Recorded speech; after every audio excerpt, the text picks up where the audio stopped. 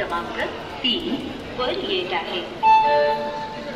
कृपया ध्यान दीजिए 2273। স্বর্গীয় ডক্টর শ্যামাপ্রসাদ মুখোপাধ্যায়ের নামে এই শিয়ালদা স্টেশন তৈরি করার প্রস্তাব মাননীয় মুখ্যমন্ত্রী আমাদের রেলমন্ত্রীর কাছে পৌঁছানোর ব্যবস্থা করুন। বাংলা এবং বাঙালির ইতিহাস জুড়ে রয়েছে শিয়ালদহ স্টেশনের নাম।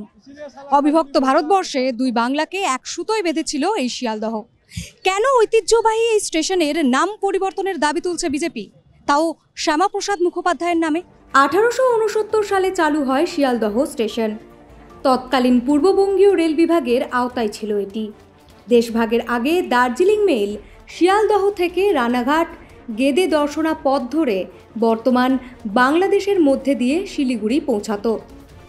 1947 সালে দেশভাগের সময় পূর্ববঙ্গীয় রেলের শিয়ালদহ বিভাগ ভারতের পূর্ব রেলের আওতাভুক্ত হয় এবং অবশিষ্ট অংশ পূর্ব পাকিস্তানের অন্তর্গত হয়। এই স্টেশন সাক্ষী হাজার হাজার উদ্বাস্তু মানুষের দৈনদশার। সেই স্টেশনের নাম বদলের দাবির পিছনে লুকিয়ে কোন রাজনীতি?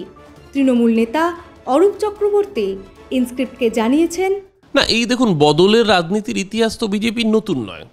ওদের সব বদলের সাথেই জড়িয়ে আছে একটা গৈরিকীকরণ। একাধিক জায়গায় নাম বদলের এই খেলা, কারণ এর পিছনে সুস্পষ্টভাবে আরএসএসের যে এজেন্ডা, সেই এজেন্ডা কাজ করছে। এর আগে 2018 সালে মোগলসরাই স্টেশনের নাম পণ্ডিত দীনদয়াল উপাধ্যায়ের নামে এবং এলাহাবাদ নামকরণ করে প্রয়াগরাজ নামে কেন্দ্র সরকার। সেই সময় বিরোধীরা বিজেপির বিরুদ্ধে ইতিহাস মুছে ফেলার অভিযোগ তোলে। শিয়ালদা স্টেশনের নাম যদি শ্যামাপ্রসাদ মুখোপাধ্যায়ের নামে করতে হয়, তার থেকে অনেকাংশে বেশি প্রাসঙ্গিক স্বামী বিবেকানন্দ। কারণ আমরা জানি যে শিকাগো ধর্ম মহাসভায় বক্তৃতা দেওয়ার পর স্বামী বিবেকানন্দের জাহাজ যখন কলকাতায় এসে ভিড়েছিল, তারপর সেখান থেকে তিনি শিয়ালদা আসেন এবং শিয়ালদা থেকে তাকে নিয়ে পরিক্রমা করে স্বামীজির বসতবাড়ি সিমলে অবধি লক্ষ লক্ষ মানুষ তাকে পৌঁছে দেন। অর্থাৎ স্বামী বিবেকানন্দের সে ঐতিহাসিক ধর্ম মহাসভার ভাষণ, তার সাথে অঙ্গাঙ্গিভাবে জড়িয়ে রয়েছে শিয়ালদহ স্টেশনের নাম। যদি সত্যি সত্যি নতুন করে শিয়ালদা স্টেশনের নামকরণ করতে হয়, তাহলে স্বামী বিবেকানন্দ কেন উপেক্ষিত থাকবেন? এটা প্রথম প্রশ্ন। আমার দ্বিতীয় প্রশ্ন অন্য জায়গায়। এই শিয়ালদা স্টেশনের সাথে আরও একজন মানুষের নাম, যাকে ছাড়া বাঙালির আত্মপরিচয়টাই বৃথা, যে ছাড়া বাঙালির অস্তিত্ব থাকে না, সেই মানুষটি জড়িয়ে আছেন। তিনি স্বয়ং রবীন্দ্রনাথ ঠাকুর। রবীন্দ্রনাথ ঠাকুরের আপনারা জানেন যে রবীন্দ্রনাথ ঠাকুর মাঝে মধ্যেই শিলাইদহে যেতেন, কুষ্টিয়ায় যেতেন, তাদের সেখানে জমিদারি ছিল। এবং রবীন্দ্রনাথ শিয়ালদহ থেকে ট্রেন ধরতেন। ট্রেন ধরে আপনারা জানেন যে তখন তো ঢাকা মেল যেটা, সেটা তো সরাসরি যেত না, এখান থেকে গোয়ালন্দ যেত। গোয়ালন্দে গিয়ে স্টিমার বদল করে নারায়ণগঞ্জে যেতেন এবং সেখান থেকে ঢাকায় আলাদা করে গাড়িতে করে যেতেন। একাধিকবার এমনকি মৃণালিনী দেবী মারা যাওয়ার পরেও রবীন্দ্রনাথ যখন শোকে কাতর, তখন তিনি আবার ভ্রমণে বেরিয়েছিলেন, তখনও এই শিয়ালদা স্টেশন থেকেই তার যাত্রা শুরু হয়। একাধিকবার শিয়ালদা স্টেশনের সাথে রবীন্দ্রনাথ ঠাকুরের স্মৃতি জড়িয়ে রয়েছে। তাহলে হোয়াই নট রবীন্দ্রনাথ? আসলে রবীন্দ্রনাথ মানে হচ্ছে বাঙালি অস্মিতা, স্বামী বিবেকানন্দ মানে হচ্ছে বাঙালির অস্মিতা। শ্যামাপ্রসাদ নিশ্চিতভাবে এই বাংলার একজন সন্তান, কিন্তু শ্যামাপ্রসাদকে বিজেপি তার পলিটিক্যাল এজেন্ডা টুল হিসেবে ব্যবহার করে।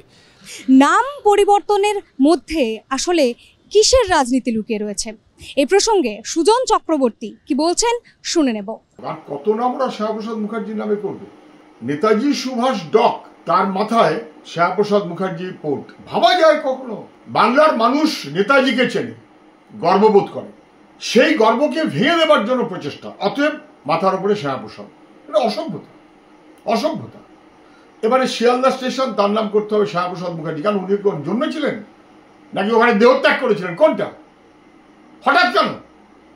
আরে উনি তো সব পার্টি ঘেটে ঘেটে গেছেন। যতদিন জওহরলাল নেহরুর সরকারে ছিলেন, পশ্চিমবাংলার একটা উদ্বাস্তু কলোনিতে উনি যাননি, একটা উদ্বাস্তু কলোনিতে সে মানুষের পাশে দাঁড়াননি। হঠাৎ করে শিয়ালদা স্টেশনে উদ্বাস্তুরা এসেছিল, তাতে শ্যামাপ্রসাদ মুখার্জির কি?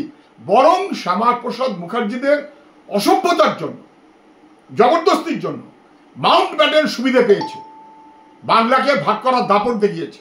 আর এই কাজে ওকে সাহায্য করেছে বাংলায় থাকা বাংলার বাইরের মানুষেরা। 2023 সালে ঐতিহাসিক স্থান ও শহরের নাম বদল নিয়ে বিজেপি নেতা অশ্বিনী বৈষ্ণবের করা জনস্বার্থ মামলায় গুরুত্বপূর্ণ মন্তব্য করে সুপ্রিম কোর্ট। বিচারপতি কে এম জোসেফ ও বিভি নাগারত্নের বেঞ্চের তরফে জানানো হয়, এটা সত্যি একটা সময় আক্রমণকারীরাই আমাদের দেশ শাসন করেছিল, কিন্তু সেই কারণে ইতিহাসের একটা নির্দিষ্ট অধ্যায় মুছে ফেলা যায় না।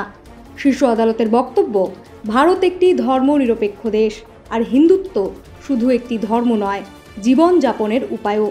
হিন্দু ধর্মে কোনো গোঁড়ামি নেই, সেই জন্য অকারণে এমন অতীত খুঁজে বের করবেন না যাতে দেশের সাম্প্রদায়িক সম্প্রীতি নষ্ট হয়। আমরা দেশে আগুন জ্বালাতে পারি না।